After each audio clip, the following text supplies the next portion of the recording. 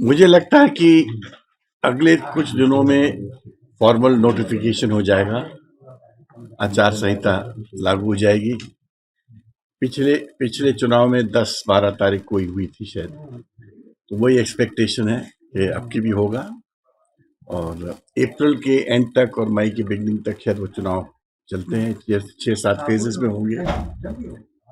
सभी पार्टी जो चुनाव की फील्ड में है अपनी पूरी तैयारियों के साथ सामने आती है। कांग्रेस भी पूर्णतः तैयार है, अपनी उनकी मीटिंग्स चल रही हैं, लिस्टें फाइनलाइज हो रही हैं, पैनल्स बन चुके थे और हम तो चाहेंगे कि नए लोग, युवाओं को प्राथमिकता मिले, नए लोगों को प्राथमिकता मिले, जिससे कि एक युवा शक्ति, एक नई एनर्जी सामने आए।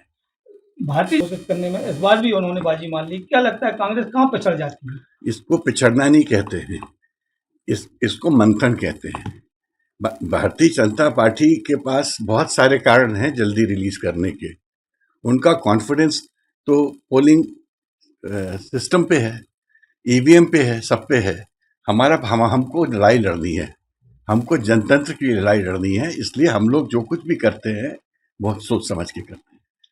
क्या मैदान में आएंगे जबलपुर? मैंने क्या बोला? नए लोग आएंगे, एनर्जेटिक लोग आएंगे। मैं ना नया हूँ ना एनर्जेटिक हूँ।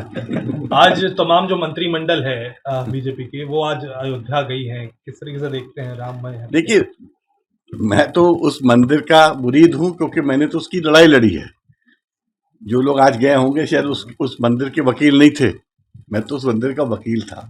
स्वरूपानंद जी शंकराचार्य जी का मैं वकील था। मैं सुप्रीम कोर्ट में बाकायदा राम मंदिर के लिए अपेयर होता था। मगर ये मैं सोचता हूँ, ये मेरी सोच है, मैं शासकीय गेस्ट बन के कभी ना जाऊंगा। मैं जब मंदिर जाऊंगा तो विवेक तनखा एक श्रद्धालु की हैसियत से खुद जाऊंगा। कांग्रेस से देखते हैं ये सारी चीजें। मैं इसको बहुत महत्वपूर्ण नहीं समझता। जो पार्टी के पास लाखों में सदस्य होते हैं, 2-4 लोग यहाँ से वहाँ चले जाए या उनके यहाँ आ जाएं, उससे ना उनको फर्क पड़ता है ना हमको फर्क पड़ता है। आदमी कई कारणों से चला जाता है, उसका विश्लेषण करने की जरूरत नहीं है।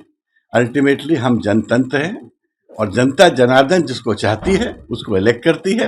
लोग आएंगे और जाएंगे, उससे कोई अंतर नहीं पड़ता। इंडिया गठबंधन का इंडिया क्योंकि जिस प्रकार से टूट रहा था वो नहीं, आप कह रहे हो टूट रहा था, मुझे पता जम रहा है। ये जम रहा वैसे ही जम रहा है जैसे आपातकाल के वक्त, आपको याद होगा एक वक्त एक शब्द कोई नहीं बोलता था। आपको मालूम है आपातकाल का जो फैसला था, उसके अगेंस्ट जो पहला फैसला था वो मध्य प्रदेश हाईकोर्ट का था और उस हाईकोर्ट के 2 जज थे जिन्होंने आपातकाल के विरुद्ध जजमेंट दिया था उस दिन, एपी सेन और आरके तनखा, जो इतिहास के पन्नों में लिखा है। तो मैं उस परिवार का हूं, मुझे पता है कि आपातकाल के वक्त क्या घटनाक्रम था। मुझे आज वही घटनाक्रम दिख रहा है। ये अघोषित आपातकाल था। जैसे इलेक्शन की घंटी बजेगी, लोग जनतंत्र सामने आ जाएगा और मोदी जी को ऐतिहासिक हार सामने करनी पड़ेगी।